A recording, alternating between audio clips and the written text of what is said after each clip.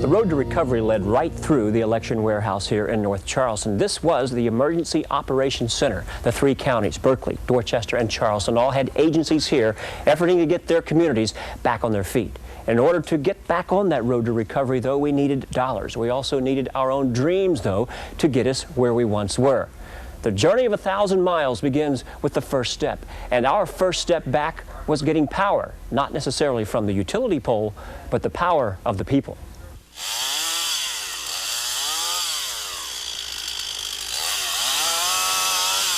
In most neighborhoods, the hum of a chainsaw became a common noise. Some streets were cleared by soldiers, which led even more to a feeling that we were at war.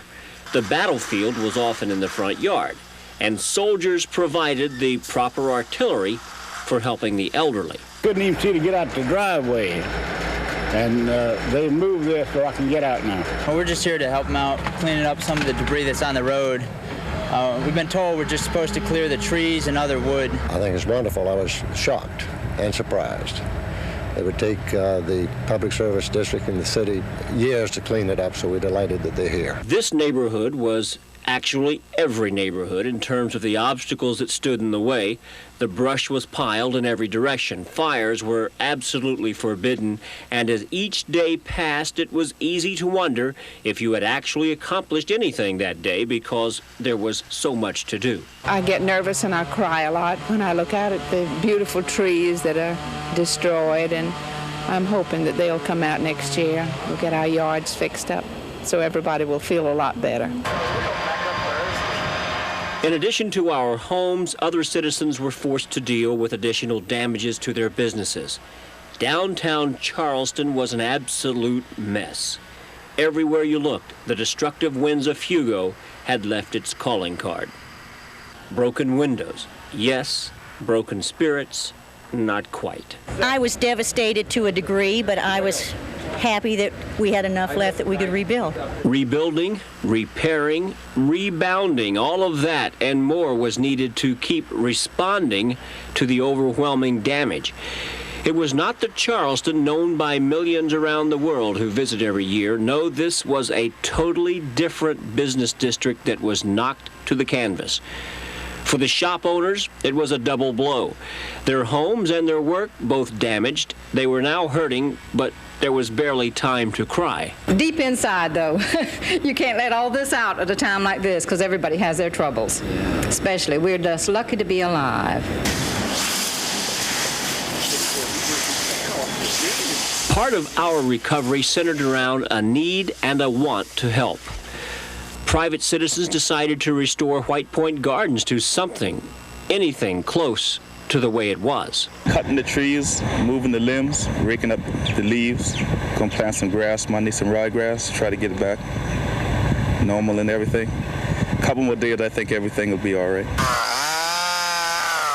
That was the attitude, it'll be all right. Fix a light here, cut a tree there. The Charleston landmark was once again close to what it once was, and in this case, being close really counted. It's one of my favorite little parks. I mean, you know, with the trees and everything. I love this place, you know. 4 days after Hugo, Navy ships were allowed to return to base. The ships were forced to sea to avoid being slammed against each other or into the docks if left tied up during the storm. There were two sets of emotions on the pier as the ships docked. For the sailors, they had spent 4 days simply not knowing how their families and homes had managed to make it. For the moms and wives and children, it was a time to reunite after being forced to face the unknown with their families separated. Obviously the anxiety, 7,000 crew members aboard these 19 ships now, wondering how does this translate to my own life? 6 days after the storm, the Charleston International Airport reopened on a limited basis. 5 airlines with 21 flights were up and running with certain restrictions. You will only be allowed to carry your purse on board. Right. We'll be boarding in the same area right over here through security. Reopening the airport was important in the recovery process. Finally, folks from the outside could send in more help, and those who were here could leave. I think it'll help to just get away from all of the destruction here. Yeah, and I'm overdue for a vacation. Some people are giving things that they don't have. It just amazes me how everyone is wanting to pull together to help Charleston or help the Carolinas, period. With each flight came more hope for help. While the airport reopened contact to the outside, it was the reopening of the Ben Sawyer Bridge that brought the most joy to residents of Sullivan's Island and the Isle of Palms. The reopening of this 43-year-old bridge was quite a testimony to engineering ingenuity. Placed into a fixed position after a week of wrestling with blowtorches and cranes and tugboats and the incoming and outgoing tides, finally, people could get to their homes and try to rebuild their homes or simply recover what was left. With the opening of the airport and our bridges, our attention then focused on our schools. Across the state, more than $90 million worth of damage was done, and $50 million of that was done right here in Charleston County alone. Hugo did not play favorites. Some schools were harder hit, but few escaped the storm's attention. Berkeley County schools were the first to resume their classes. Charleston County students would not return until October 16th, but before then, much work was needed. The PTAs and all the schools need to mobilize and get their campuses cleaned up before the 16th opening day. And that's something that we can all do for our schools. And I'm going to be out there doing it, and I hope everybody else will. Somehow when everybody joins together to do a task, it gets done more easily, and then you take ownership in whatever it is that you've done. Getting the schools ready for the students was the first order of business, but would the students be ready for the school? And would the teachers be ready for the students? Those questions were being asked in teacher get-togethers before the first bell rang. It's important for you to get back to your routine. If you went to aerobics or you jogged or you walked, it's important to get back to it, even though you seem like, how can I find time? You know, I got to work all day now, and then I got to come home and fool around with all these contractors and whatever. It's important to get back to normal. Back to normal. Since Hugo, we have a new normal. Teachers are told to expect confusion, anxiety, insecurity, maybe even regressive behavior in their students. Be prepared to adjust. And as a teacher, you know your motto is be prepared, but be prepared with some degree of flexibility. Before these teachers can get in touch with their students after Hugo, they are encouraged to get in touch with themselves. They too have been taught some lessons while school was out. I'm one of these people who loves to be behind the scenes helping people whenever I can. And for somebody to say to me, you know, what can I do? It took a lot for me to pick up the phone and call Janet Lenning and say, would you come tromp through the mud with me and come clean out my house? And I did it. But it was really tough, you know, and Karen Duran stopped me in church and, can I fix you supper? And I said, no, we're fine. And I walked up to her later and I said, yeah, you can fix me supper. People that offer and you say no and you really mean yes. It's been real hard. Yes, these teachers definitely learned something during their days on the road to recovery, and it's hoped that once school resumes, they'll recognize that another R might be added to effective teaching and learning, reading, writing, arithmetic, and relationships. Even good marriages are going to feel a lot of stress no matter how much you love your husband or your wife.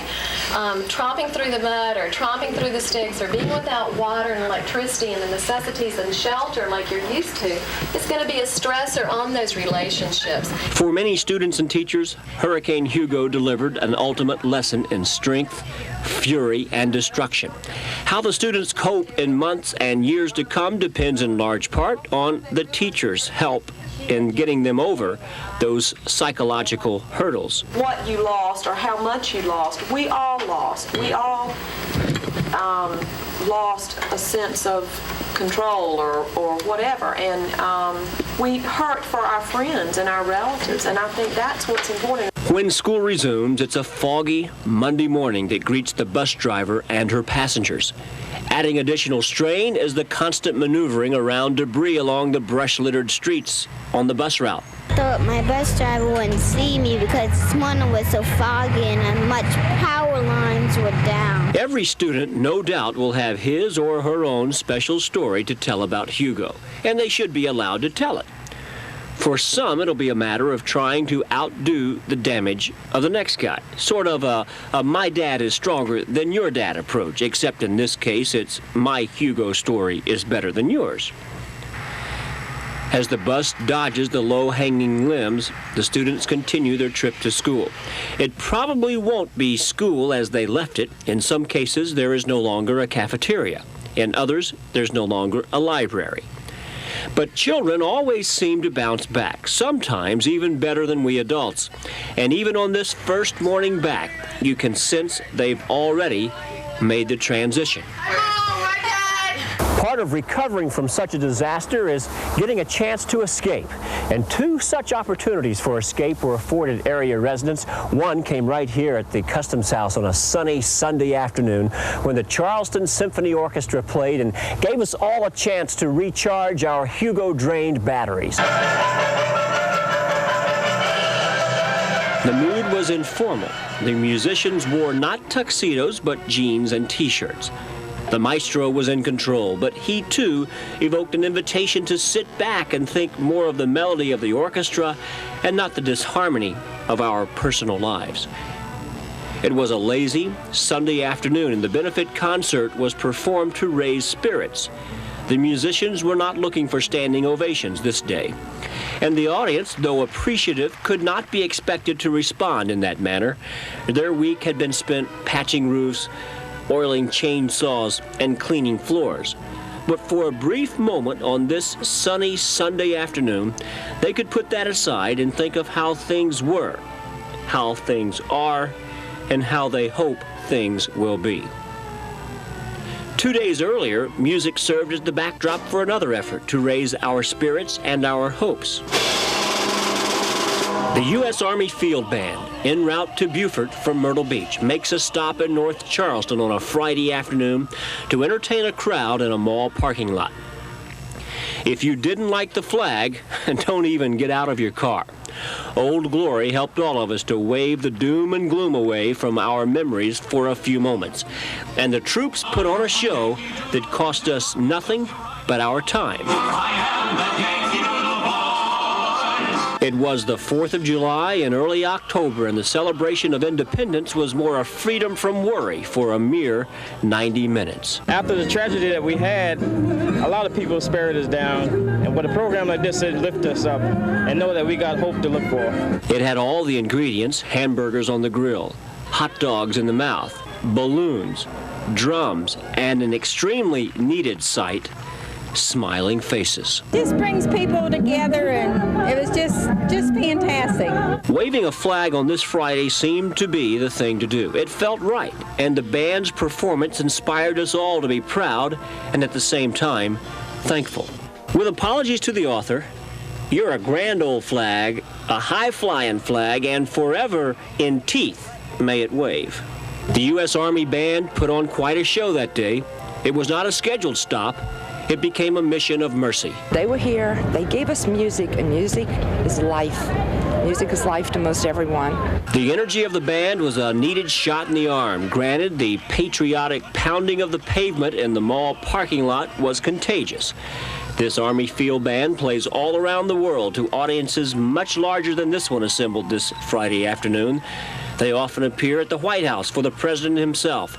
But on this day, they were here for us, and it felt good, both for us and for them. Certainly we've read about all the damage that you sustained in the area, and I think we've all probably had tragedies in our lives in the past, but to lose lives, to lose possessions, and to rebuild is such a horrible thing, and we just have a real warm feeling being here. It's nice for once to be able to really do something and to really somehow share with those people in their pain. After the band performed, they passed around a bag and donated money for the relief effort. The final song served to capture the moment of the entire 90-minute performance. For this brief moment, we thought not of our losses, but of our blessings. And I'm proud to be an American, at least I know I'm free. And I won't forget the men who died, who gave their right to me, and I gladly stand up next to you and defend the steel today. But there ain't no doubt I love this land. God bless our USA.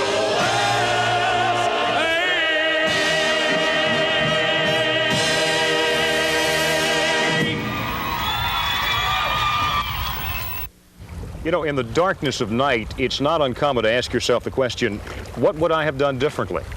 If you're a city or a county official, you're probably asking yourself that a lot. The question then is, critique yourself. What would you have done differently? Reflect on Hugo. That the storm, in one respect, has proven out what everyone was saying all along. Sooner or later, the big one was going to hit. Sooner or later, Charleston would be struck by a major storm. Hugo has come and gone, but he's certainly not forgotten. There are reminders everywhere, every day. When we talk about the storm, we're really referring to days, even weeks, from preparation to recovery. As we move forward, we continue to look back, analyzing what happened, what could have been. It will be a long time before the effects of Hugo will have faded away into the pages of history. But before the book is closed, it's important to go over every aspect of the emergency plan. Did it work? It's something that we had worked with the public about. We had exercised it. There was no reason for it not to work. And of course, with the cooperation of the media in getting the word across as to how serious and how deadly this storm could be for us, I think that with that kind of teamwork, it had to be successful. Most people agree the evacuation effort could not have worked much better, although there were some people who insisted on staying behind. Overall, though, the recovery has gone well. Many places don't look like they were hit by a Category 4 hurricane just 1 month ago. But there have been some problems, and community leaders feel the next time we have a disaster like this, some things should be done differently. We've learned about shelters. We need better shelters. Our shelters were all checked out by the national people, the Weather Bureau, the Hurricane Service. But one of my first reactions when I went to McClellanville was that no shelter should be less than 2 stories. Our shelters are basically provided for by the school district. What you need is experts who have been this to come in right away, and I mean, we were discovering we needed water. We're sending water out to California. Well, what would have been great is if those water trucks had already hit the road, because people knew, okay, a Class 4 hurricane hits the community, power's out, they're going to need water. So day one plus a few minutes, they would have said, look, one thing you go find that you need water, it's already on the road. Where do you want us to put it? And those are the kinds of things that you know, probably could have been better. While it's easier to plan now for future disasters, the work during and after Hugo was by no means shabby. There are going to be people who do not have homes, and they will not have homes for some time. But for the majority of the public to have food and water and shelter and power restored and phones and roadways that can drive on to go back to work in less than a month after a Category 4 storm has struck, to me is an amazing feat that was brought on by the work of a lot of people. With a disaster like Hurricane Hugo, it's easy to become totally immersed in it. If you're not driving down a road full of debris, you're waiting for an insurance check. Sometimes it takes over so much, it's hard to just step back. It really did not hit home to me that we had the potential to get destroyed here until 11 o'clock the night before, when the chair of County Council, Linda Lombard, went on television. And I, as somebody that was up there, was almost mesmerized by what was going on. I said, this is for real, for the first time, even though I was telling people to get out. All of a sudden, it became very, very real to me. Now, some people still have their possessions, some people don't. But we have a place that we can build from here. And that's the most important thing, is to be able to build. Nature doesn't discriminate against people or areas. Just as we were recovering from Hugo's wrath, she played havoc with another city by another ocean. The San Francisco earthquake jarred a nation whose resources were already taxed by Hugo. That earthquake was a double-edged sword to the people of the Lowcountry. We knew how our western neighbors were suffering, and we felt we had to help, but at the expense of our people and our own suffering. The feeling of wanting to help is peppered with resentment and wanting to keep our own goods here. We're still wrestling with that problem. It was less than 1 month after our disaster. The San Francisco earthquake yanked the fast-moving national spotlight to the west, to the cracked, suffering Bay Area. With it, Charleston Mayor Joe Riley sent them relief supplies in the name of Christian charity. But some thought we needed the generators and bottled water ourselves. The people in this community are desperate. I mean, they need as much help as they can get. And I feel very sad for the people in San Francisco, but, you know, I feel sad for the people that live in my community. Having been the recipient of that kind of generosity, I think it would have been immoral for us not to quickly respond. Charleston's gift was the first to reach California. Meanwhile, the larger issue of federal attention had South Carolinians steaming. Vice President Quayle toured the Bay Area hours after the quake, President Bush 2 days later. The same attention took more than a week to hit the Lowcountry. You think Charleston will get the attention it deserves, though, considering what happened in San Francisco? No, they're going to leave us for a little while and go over there, since they think that we've been getting a lot of help so far. I don't think they're going to help us anymore. Does that bother you? Yes, of course. I live in Charleston. Why shouldn't it bother me? Does it bother you the way they handled it here as opposed with San Francisco? Well, no, we're deep south. No, really? So you think because we're in the deep south, you think they don't treat us as well? No, not really. They see us as a bunch of low-class, uneducated people, and that's not quite the way it is. Lowcountry resentment put the federal government on the defensive. Senator Hollings called leaderless FEMA a bunch of bureaucratic jackasses. FEMA shot back. I'm not sure how immediate you're talking about. South Carolina received a presidential disaster declaration 2.5 hours after it was requested by the governor. That's as fast as I've ever seen in history. Mayor Riley agreed the Bay Area received federal attention much more quickly than the Lowcountry during our time of need, and says our hurricane recovery is the reason why. I think our constructive criticism, and I feel it was constructive, probably made them determined to act more quickly the next time around. I'm glad the president is going there as early as he is, and that they got FEMA and sent a cabinet secretary. We wish that those things would have happened here, but don't begrudge it as happening in California. If lessons are learned from tragedy, the federal government learned theirs. Respond quickly and unquestioningly to disaster victims. The Bay Area received the attention they needed and deserved. The federal government may have learned its lesson at our expense.